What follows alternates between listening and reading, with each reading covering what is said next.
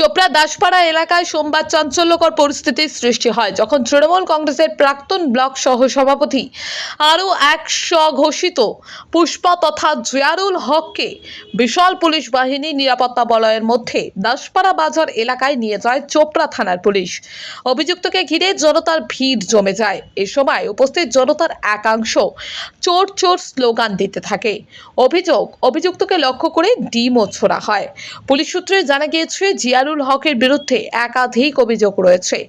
তদন্তের স্বার্থে তাকে ঘটনাস্থলে নিয়ে যাওয়া হয় বলে জানা গেছে। তবে পুলিশ এখনো আনুষ্ঠানিকভাবে অভিযোগগুলির বিস্তারিত প্রকাশ করেননি।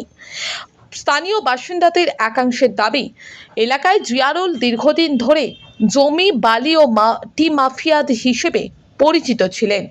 তাদের অভিযোগ, একসময় দুধ বিক্রি করে জীবিকা নির্বাহ করলেও পরবর্তীকালে বিপুল সম্পত্তির মালিক হয়ে ওঠেন তিনি।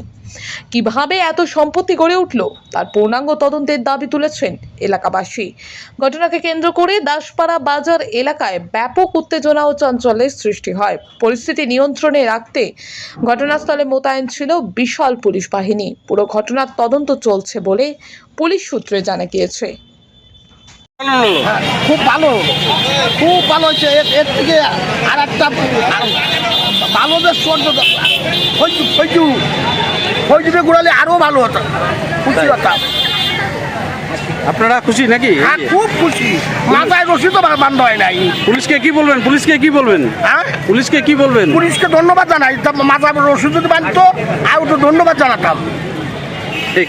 কি নাম আপনার? শ্যামকুমার দে। দাদা, জিয়ারুলকে আজকে দাসপাড়ায় ঘোরালো পুলিশ, কি বলবেন? এটার জন্য আমি খুব খুশি, খুব ভালো। জনগণের জন্য এটা ওর থেকে বেশি করা দরকার ছিল। ও যতটা করেছে এখানে আমার কবরগুড়ি থেকে শুরু করে জমি জায়গা নিয়ে যতগুলো ঘোটালা করেছে, ওর মতো কোনো নেতা হয়তো আমাদের লাভে করেনি, আমরা দেখিনি এরকম ওর মতো। ও তো ফাঁসি হওয়া দরকার, ওর বাড়িতে সিবিআই আসা দরকার। ও এত টাকা সম্পত্তি মালিক কী করে হলো? ও তো দুধ বিক্রি করতো, এখন 2000 কোটি টাকার মালিক কী করে হলো? এগুলো তো পুলিশকে দেখা দরকার, ওকে তদন্ত করা দরকার। আপনারা খুশি? আমরা খুব খুশি, আমরা জনগণ পাবলিক খুব খুশি, বিশাল খুশি।